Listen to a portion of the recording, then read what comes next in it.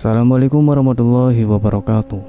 Kembali lagi dengan saya, Mas Salan, di channel siaran cerita mistis.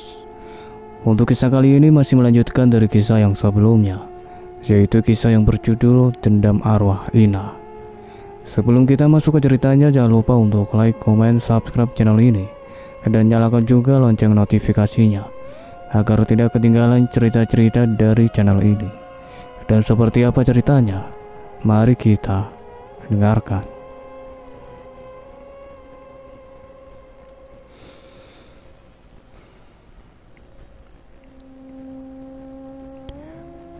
Cynthia menjadi bingung sendiri.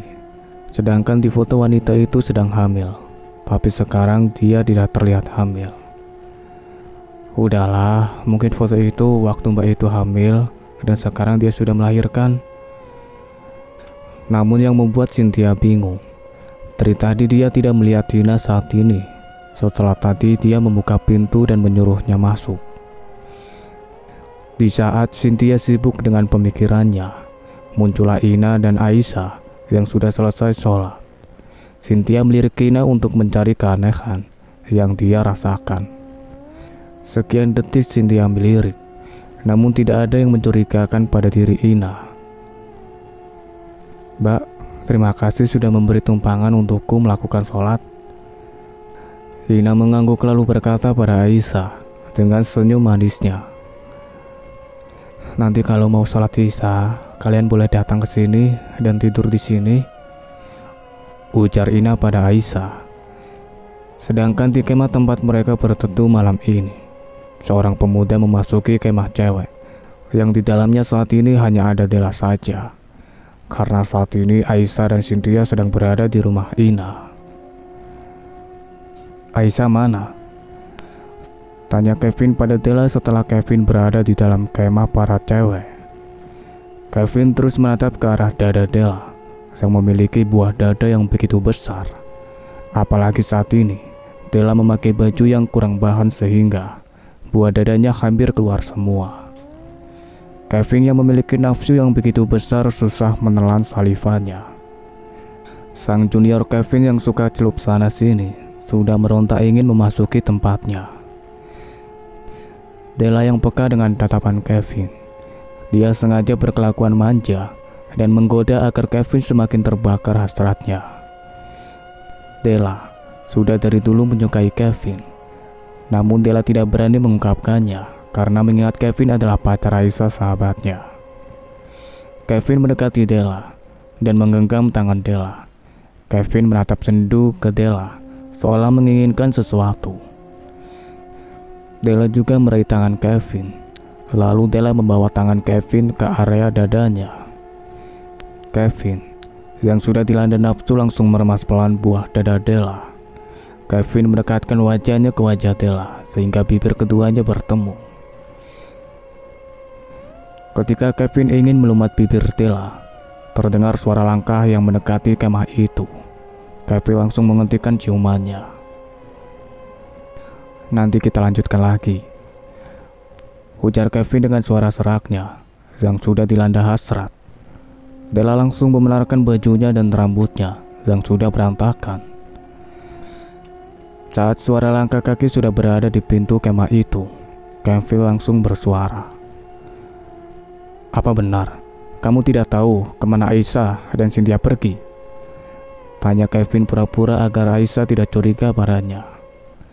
Iya, jawab Della singkat. Aisyah dan Cynthia yang mendengar pertanyaan Kevin dari dalam kemah, dia langsung menyahut.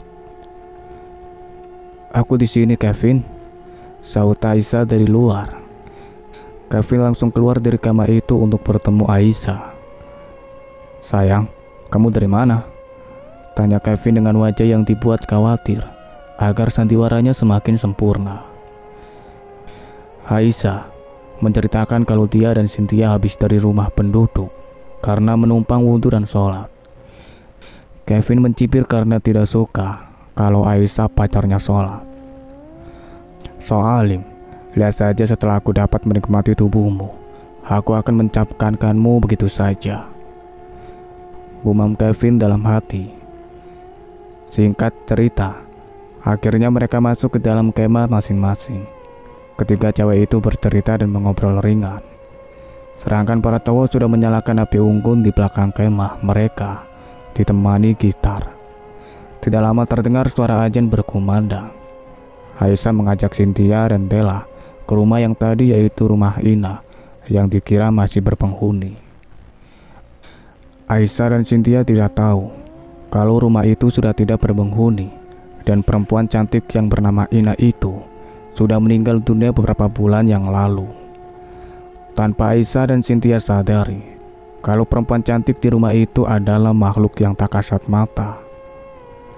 "Kalian aja yang pergi, aku mau tidur, capek," kata Della menolak diajak oleh Aisyah dan Cynthia. Jelas Della menolak ajakan Aisyah karena dia ingin bersama Kevin. Ini adalah kesempatan Della untuk bersama Kevin. "Baiklah, kami duluan ya." Aisyah dan Cynthia langsung pergi meninggalkan kemah yang ditempati mereka. Della yang berada di kemah tersenyum senang karena bisa berdiam dengan Kevin nanti. Sampai di depan pintu rumah Ina, Aisyah langsung disambut layaknya tamu yang sudah ditunggu. Ina sudah tahu kalau Aisyah dan Cynthia akan ke rumahnya lagi. Aisyah dan Cynthia sedikit pun tidak curiga. Mereka mengira Ina adalah penduduk biasa di desa ini, dan Ina adalah pemilik rumah ini yang suaminya bekerja di luar kota. Aisyah segera memasuki kamar yang ditunjuk oleh Ina. Namun Cynthia sekarang juga ikut masuk ke kamar itu. "Kalian bisa tidur di sini saja daripada di kemah, dingin, banyak nyamuk lagi," ujar Ina ramah seperti layaknya orang biasa. Aisyah yang merasa tidak enak, dia menolak tawaran Ina karena tidak mau merepotkan Ina. Namun Ina memaksa mereka dengan segala alasan. Akhirnya Aisyah dan Cynthia setuju untuk tidur di rumah Ina. Di kemah, Kevin yang tahu Aisyah sudah pergi, dia langsung mencari alasan para temannya agar ketika temannya itu tidak curiga. "Aku ingin BAB dulu ya, perutku sudah mulas banget," ucap Kevin beralasan. "Mau aku temani nggak? Apa kamu berani sendiri?" tanya salah satu temannya yang bernama Marvin. "Tidak usah, aku berani kok," tolak Kevin dengan 1000 alasan agar rencananya berhasil kali ini. Kevin langsung ke kemah Della yang sedang menunggu kedatangan Kevin. Sampai di kemah, Kevin langsung mengajak Della ke tempat lain, tempat yang jauh dari kemah dan juga rumah penduduk. Kevin tidak mau di kemah karena takut kalau teman-temannya akan mengetahui perbuatan mereka dan juga Aisyah kembali ke kemah. Kevin dan Della berjalan ke semak atau hutan yang jauh dari kemah. Sampai di tempat yang jauh dari kemah, Kevin langsung memeluk tubuh Della dan mencium bibir Della dengan rakus dan penuh gairah. Della juga membalas ciuman Kevin dengan mengimbangi ganasnya ciuman itu. Kevin menurunkan ciumannya ke ceruk leher Della sehingga sampai ke gunung kembar Della. Kevin mengisap dan menjilati puting susu Della sehingga Della mendesak. Tangan Della juga sudah memegang batang keras yang berada di bawah pinggang Kevin. Kevin sudah sangat dikuasai hasrat. Dia segera membuka baju Della sehingga nampaklah kain yang seperti kacamata. Di saat Kevin asik menikmati gunung kembar Della, terdengar suara tangisan perempuan yang seperti sedang terisak. Kevin menghentikan kegiatannya. Keduanya mulai mengedarkan pandangannya ke segala arah untuk mencari suara tangisan yang sepertinya sangat dekat dengan mereka berdua. Tangis isakan itu semakin jelas terdengar di telinga Kevin dan Della. Tanpa sengaja Della melihat sosok perempuan yang duduk di batang pohon yang sudah ditebang membelakangi mereka berdua. Perempuan yang memakai pakaian putih seperti daster rumahan. Wanita itu terus menangis terisak. Sangat jelas terlihat rambut panjang yang terurai di bawah sinar rembulan. Kevin dan Della berjalan pelan mendekati perempuan yang sedang menangis itu. Della merasa takut dan dia bersembunyi di belakang Kevin, mengikuti langkah Kevin mendekati perempuan itu. "Mbak," sapa Kevin ketika sudah berada di belakang perempuan itu. Della semakin takut. Dia tetap menyembunyikan wajahnya di belakang Kevin. "Mbak, kenapa Mbak menangis?" tanya Kevin lagi, karena tidak mendapatkan sahutan dari perempuan itu. Ini panggilan Kevin yang kedua. Akhirnya perempuan itu berhenti menangis. Kemudian dia berbalik menoleh ke belakang. Wajah perempuan itu dapat Kevin lihat dengan jelas. Begitu juga dengan Della. Tidak ada wajah yang menyeramkan dan aneh pada wanita itu. Dia tampak seperti perempuan pada umumnya. Tidak ada yang aneh dan menakutkan pada wanita itu. Malahan yang Kevin lihat perempuan yang tidak lain adalah arwah Ina. Terlihat begitu cantik dan anggun, walau matanya sedikit ada lingkaran hitam. Kevin dan Della sudah tidak takut lagi dan tidak ada tanda-tanda yang seram pada wajah Ina. Lingkaran hitam di mata Ina adalah sebab karena kelamaan menangis. Begitu pikir Kevin dan Della. Ina akan memberikan pelajaran pada orang yang berbuat mesum dan jahat. Ina tidak menyukai lelaki bajingan. Ina meninggal karena kebiadaan para laki yang berhati iblis. "Mbak, kenapa ada di hutan seorang diri? Apa Mbak orang sini? Apa Mbak tersesat?" tanya Kevin. Ina mengangguk, dia tidak mengeluarkan suara sama sekali. "Di mana rumah Mbak? Kami akan mengantar Mbak pulang," ujar Kevin mengambil kesempatan karena melihat Ina yang begitu cantik dan mempesona.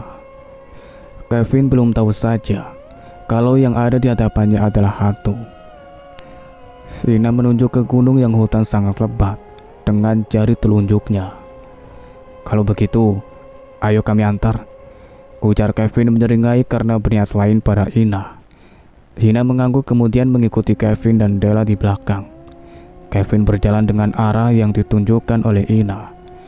Karena Kevin begitu bersemangat mengantar Ina, karena dia sudah punya maksud mengantar Ina ke hutan yang ditunjuk oleh Ina. Di mata Kevin dan Della, jalan yang dilalui sangat bagus dan banyak rumah yang bagus juga. Padahal yang sebenarnya itu adalah hutan yang sangat lebat. Tidak lama kemudian ketiganya sampai di bukit. Ina terus menunjuk ke depan, yaitu ke atas bukit. "Mbak, apa masih jauh?" tanya Kevin pada Ina. "Tidak, hanya sebentar lagi, itu rumahnya sudah kelihatan," tunjuk Ina pada rumah yang sudah nampak di mata mereka. Kevin dan Della terus berjalan ke rumah yang sudah tampak di mata mereka. Akhirnya ketiganya sampai juga di rumah yang dituju. Ina membuka pintu rumah itu dan mempersilahkan Kevin dan Della masuk. Kedua orang itu duduk di sofa yang begitu empuk dan nyaman. Ina langsung ke belakang, yaitu ke dapur untuk menyediakan minuman dan cemilan untuk Kevin dan Della. Tidak butuh waktu lama, Ina sudah menghampiri kedua pasangan itu dengan nampan di tangannya. "Silahkan diminum," titah Ina pada Kevin dan Della. Setelah menyuruh Kevin dan Della minum, Ina langsung ke dapur lagi. "Makasih Mbak," jawab keduanya. Akhirnya Kevin dan Della meminum air yang berwarna merah yang dihidangkan oleh Ina tadi. Saat air itu sudah mendekati bibir, Della langsung menghentikan Kevin karena merasa air merah itu berbau amis. "Tunggu, apa kamu tidak merasa kalau air ini bau amis?" ujar Della. Kevin langsung menghentikan minumannya. Namun Kevin mencium air merah itu untuk memastikan perkataan Della. "Benar, ini bukan air, tapi darah. Dan cemilan ini juga bukan kentang, tapi ulat," ujar Kevin. Della bergidik ngeri melihat air dan cemilan di depannya. "Jangan-jangan," kata-kata Kevin terhenti karena lampu sudah mulai padam. Della yang ketakutan langsung memeluk Kevin. "Tenang, kamu jangan takut." Kevin membalas pelukan Della dan menenangkan Della agar tidak takut dan panik. Karena asik menenangkan dan memberi semangat untuk Della, Keduanya tidak sadar kalau rumah dan sofa yang mereka duduki adalah sebatang kayu, dan rumah yang mereka lihat mewah tadi sebenarnya adalah hutan lebat. Mata Kevin membulat sempurna saat menyadari dan melihat kalau rumah yang tadi mereka masuki adalah hutan belantara. Kedua pasangan itu sudah ketakutan. Della bukan saja takut, tapi dia sudah menangis. Namun Kevin, walau dia sendiri juga sangat takut, tapi dia tetap menyemangati Della agar tidak takut. "Kevin, aku takut. Mbak yang tadi kuntilanak. Kita sedang ada di hutan," ucap Della yang menangis dan tidak sedikit pun dia melepaskan Kevin. "Iya, aku tahu kita sudah terjebak di sini." Kevin tidak mau kalau Della menganggapnya penakut. Di saat Kevin menenangkan Della, tiba-tiba terdengar suara perempuan tertawa. "Kalian sudah berbuat salah. Kalian harus mati. Orang seperti kalian tidak pantas hidup di bumi. Kalian berbuat zina di sini." Tawa Ina membuat kedua orang itu semakin takut. Sedangkan di kemah, Marvin dan dua temannya sudah mulai menyadari kalau Kevin tidak kembali-kembali. Tadi Kevin katanya mau BAB, tapi kenapa belum juga kembali? Benar, ini tidak mungkin. Jangan-jangan Kevin sudah sesat dan tidak tahu arah pulang, ujar satu teman Marvin. "Alah, kalian tidak perlu khawatir. Kevin saat ini pasti lagi berada di kemah cewek-cewek," ujar Adam yang yakin kalau Kevin ada di kemah para cewek. Marvin, Adam, dan Agus langsung pandang. Sepertinya benar apa yang dikatakan oleh Adam. Marvin dan Agus akhirnya bangkit dari duduknya yang ditemani api unggun.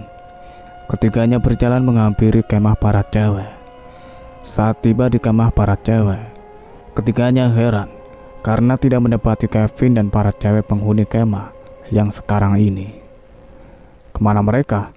Kenapa tidak ada orang di kemah ini?" tanya Marvin, membuat Agus dan Adam tidak tahu harus bilang apa. "Mungkin mereka sedang jalan-jalan," tebak Agus. "Tidak mungkin, ini sudah malam. Tidak mungkin mereka jalan-jalan." Marvin tidak yakin dengan perkataan Agus. Tawa Ina semakin pecah di kegelapan malam. Kevin dan Della sudah sangat ketakutan, apalagi saat melihat wajah dan tubuh Ina yang sudah berubah dan darah membasahi tubuhnya. Wajah Ina semakin ngeri hingga Della tidak berani melihatnya. "Kalian harus mati.